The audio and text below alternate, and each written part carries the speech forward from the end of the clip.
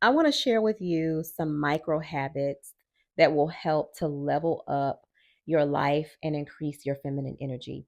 I think feminine energy is something that sometimes we don't quite understand.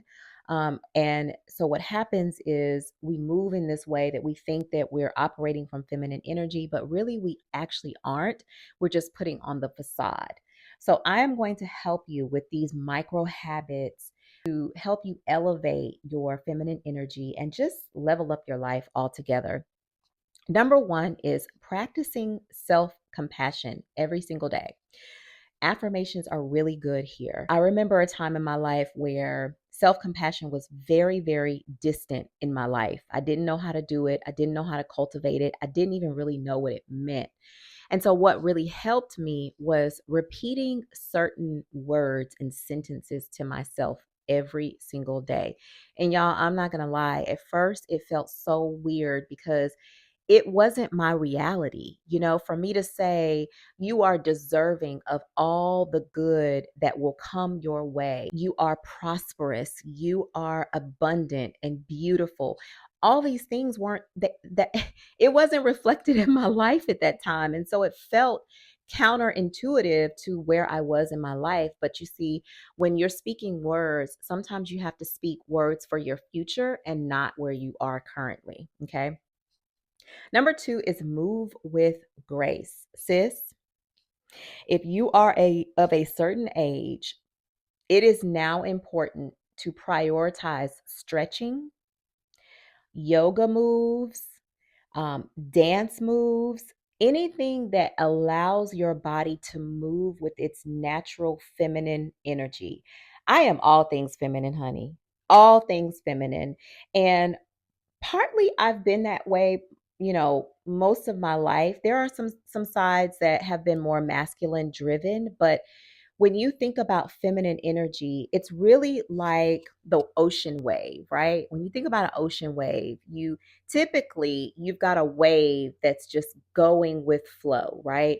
And so it is with your feminine energy. You are moving with divine flow. So you want to incorporate things like stretching, elongating your spine, becoming more flexible in your body so that you can move with grace and you ain't like, ooh, this hurt, girl, my hips hurt, girl, my feet hurt. No, no, no, no, no. We are leveling up our feminine energy. Okay. Number three is learn how to receive without apology. Why is this so hard for us? I've talked to so many women who have shared how this was a struggle for them. Just being able to say thank you. Oh, girl, your hair is cute. Oh, thank you.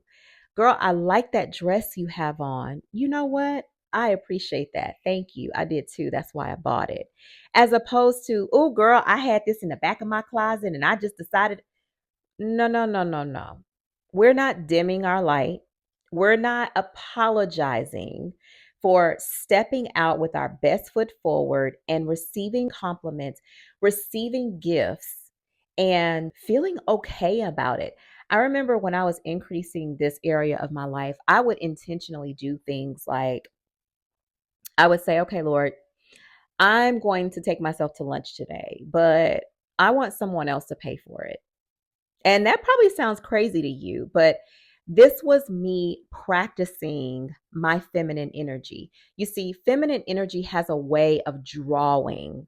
It draws attention, it draws other energy, it draws gifts, and it just draws. And so I submit to you, challenge yourself, do something out of the norm as it relates to being able to practice receiving without apology. And when someone gives you something, when they compliment you, when they bless you with something, simply say thank you. Okay. The next one is nurturing your mind. Listen, I understand you listen to, whatever you listen to, and you watch what you want to watch. I get all of that. But I think it's also equally important that you are intentional about nurturing your mind. Listen to a podcast, that is uplifting or that is motivating or that will give you another nugget of knowledge that you didn't have. I like to listen to podcasts. I like to listen to audiobooks, especially when I'm driving.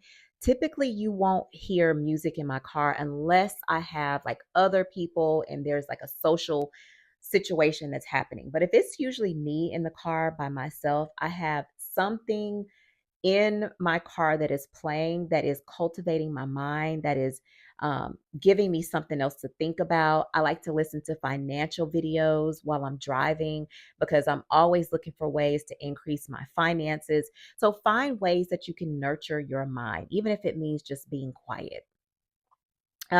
Another one is, ironically, prioritizing stillness.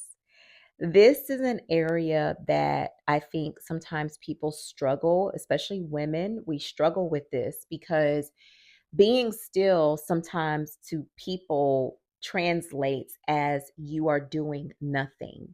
But being still is doing something. And just think about it.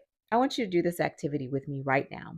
I want you to sit wherever you are. If you're safe, if you're driving, don't do this right now, do it later. But I just want you to sit for 10 seconds and I want you to do nothing. And I'm going to do it with you right now.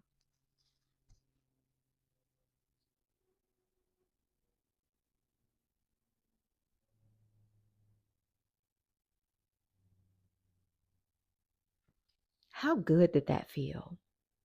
Just to sit and listen to the vibration of your body.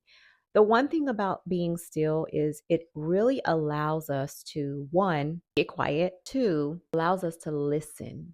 When you're quiet and it's still around you, you can listen. You can listen to your environment.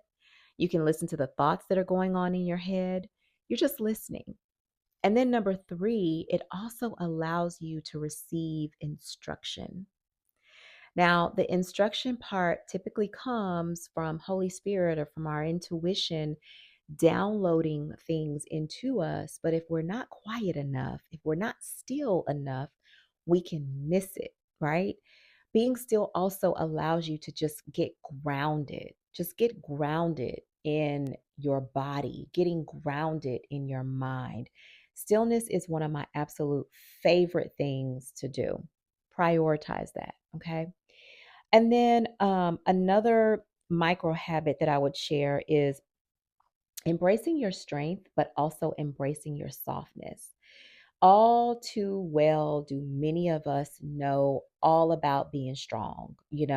We've typically had to do things, make things happen, um, you know, move at a rapid speed often, especially if you have children or if you have a family or you have things that are going on in your life.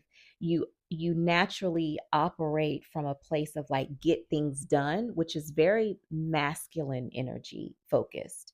But then on the flip side, being soft and settling into that softness, it requires vulnerability. It requires you to not always have the answers. It requires you to slow down just a little bit more.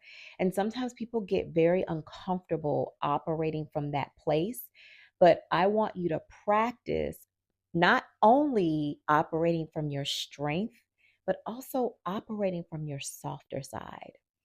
And then the last micro habit that I would share in this video is reflecting, releasing, and reframing. So, reflecting on you know, life situations, reflecting on relationships, reflecting on things in your life that have been pivotal, that have caused you to make change, good or bad.